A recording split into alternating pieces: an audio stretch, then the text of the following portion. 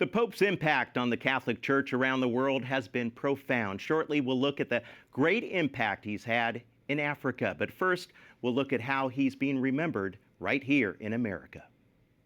We are joined with the Archbishop Paul Coakley, the Archbishop of Oklahoma City. Your Excellency, I just want to say thank you so much for joining us. First, I want to get your reaction to the passing of Pope Francis. And online, you shared a moving photo of both of you laughing. That was the first time I met Pope Francis. He was newly installed as our Holy Father, and it was my first visit. It was during a general audience, and they presented me to him, or I was presented to him, and I, a little self-conscious, knowing that he didn't speak English very well, or at least that was the reputation. So I was practicing my my best Spanish, and I had it all rehearsed in my mind what I would say when I stood in his presence. So I said, Holy Father, my name is Paul Coakley. I'm the Archbishop of Oklahoma City, and I want to offer you the prayers and greetings of the people of Oklahoma. And he looked at me, and his face brightened, and a big smile on his face. He said, oh, you speak Spanish?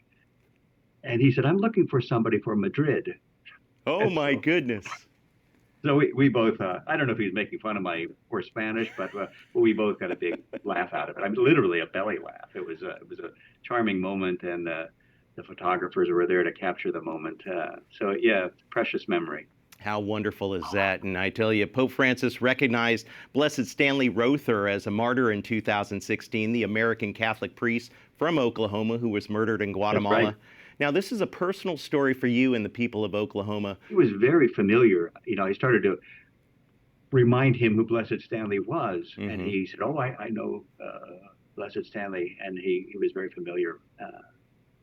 You know, one of the remarkable things about Pope Francis, which I was not aware of, is that he beatified and canonized, I guess, more saints and blesseds even than St. John Paul II. Wow. So that was at least that's what I read somewhere recently. So that's a beautiful legacy of his, saint maker, if you will. Most definitely. And yeah. I know that thousands visit the shrine. What effect has this had on the local community? The beatification, oh, it's been a beautiful testimony. You know, we Catholics in Oklahoma we're a pretty small portion of the population, only maybe 6% at most.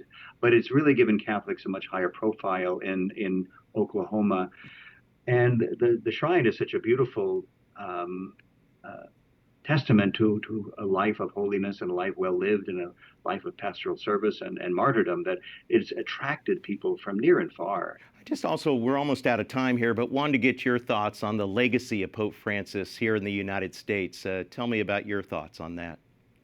Well, you know, I think his initiatives will take time to really sort themselves out and be judged by history. But I think his perhaps most effective legacy may be just the life that he lived, his pastoral style, his humility, his simplicity. He was attractive to people, not only Catholics, but perhaps especially non-Catholics, people who are unfamiliar with the church and who had maybe certain preconceptions about what Catholics looked like. They were drawn to Pope Francis, and I think that's a great evangelizing impetus, I think, that he's left us. Archbishop Paul Coakley, thank you so much for joining us. The Archbishop of Oklahoma City, thanks again. Thank you. God bless you.